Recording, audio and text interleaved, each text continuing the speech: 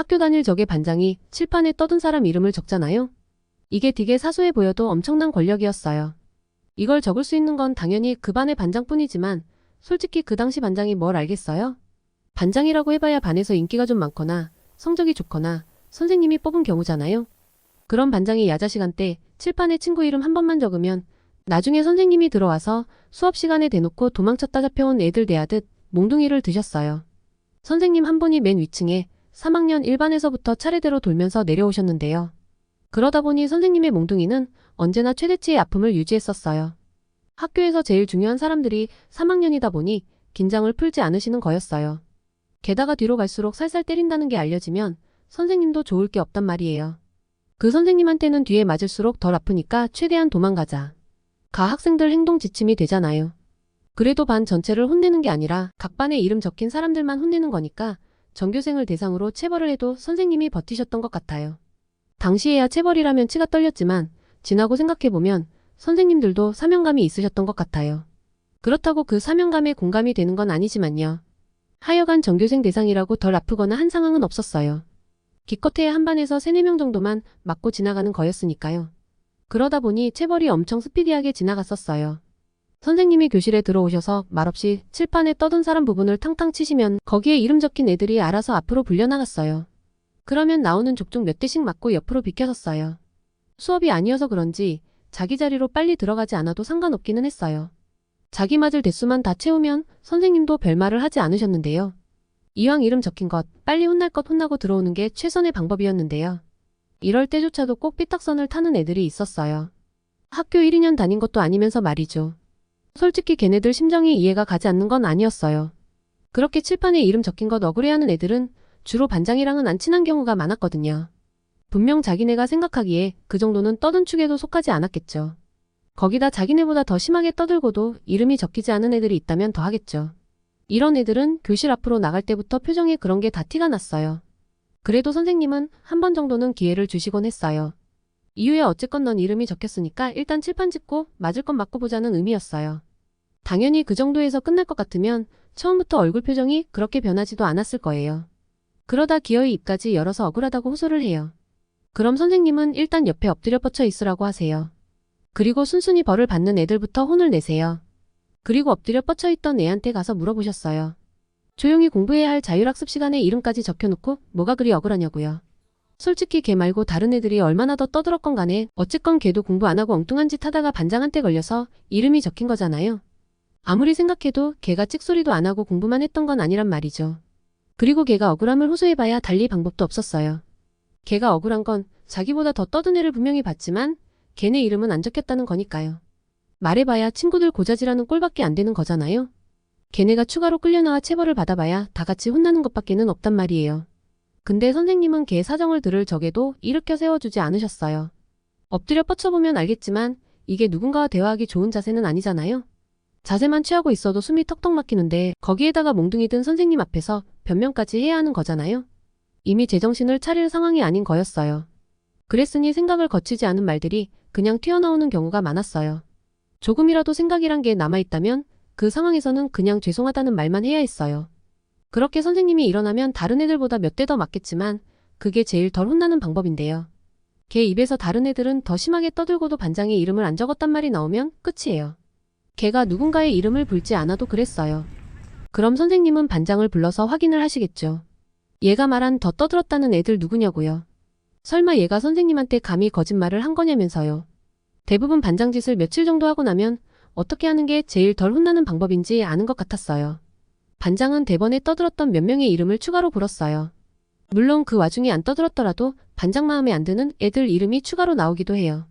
그래봐야 그 뒷감당은 반장이 하는 게 아니니 상관없기도 했어요.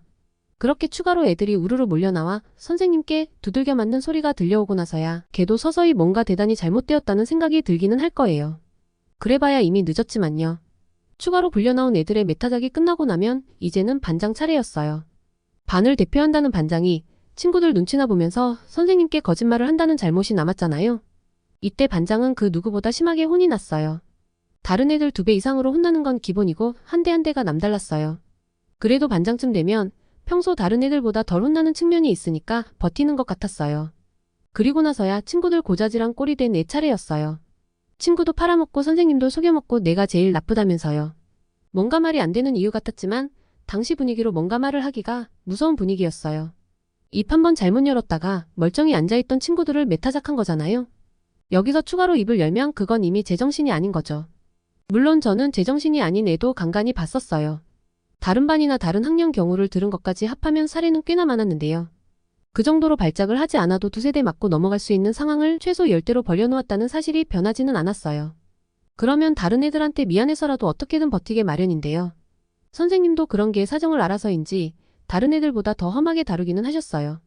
그런다고 걔를 쳐다보는 다른 아이들의 시선이 달라지지는 않았지만요. 선생님은 다른 반도 관리를 해야 하니까 사라지고 없어지더라도 우리는 남잖아요. 괜히 눈치 보고 있어봐야 나아지는 것도 없었어요. 어떨 적에는 반장이 나서서 빨리 자리로 돌아가지 않으면 이름 또 적을 거라고도 했어요. 당연히 선생님이 한 번 왔다 가면 이름 적혔던 건 모두 지웠는데요. 거기에 또 이름이 적히면 당연히 또 선생님이 방문하셨을 때 나가야 한다는 말이었어요.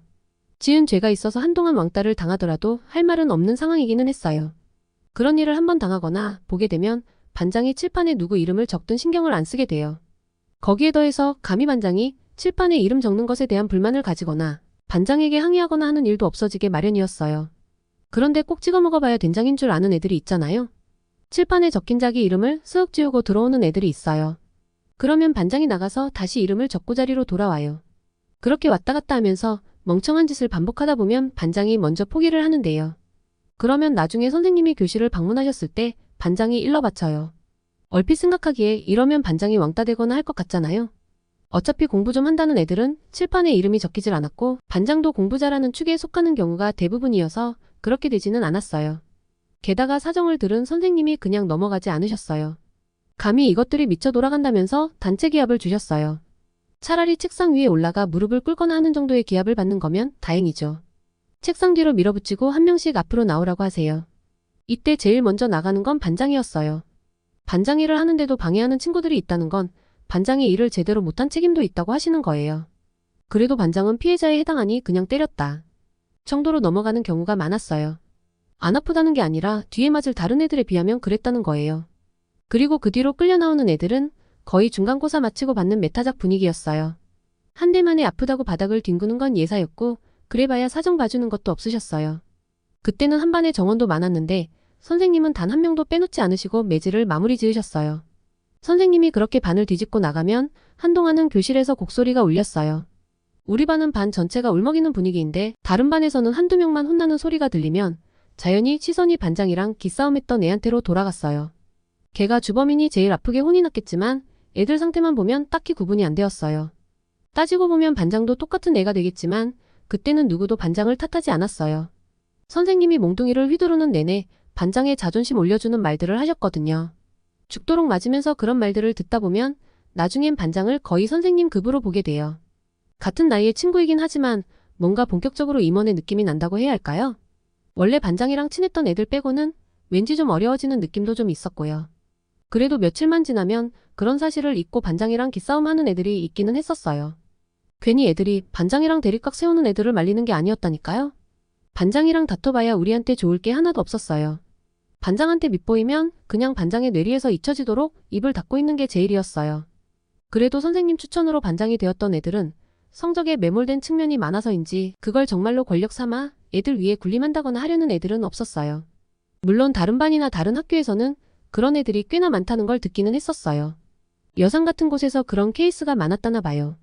이런 곳 사례까지 다 말하려고 하면 정말 할 말이 많아질 것 같아요. 그럼 이번 이야기는 여기까지만 할게요. 더 재미있는 이야기를 듣고 싶으신 분들은 좋아요 한 번씩만 체크해 주시고요. 황당하거나 재미있는 소재가 있으신 분들은 댓글로 제보 부탁드릴게요. 아마 친구들한테 들은 것처럼 친근하게 이야기를 풀어드릴게요. 그럼 다음 영상에서 만나요.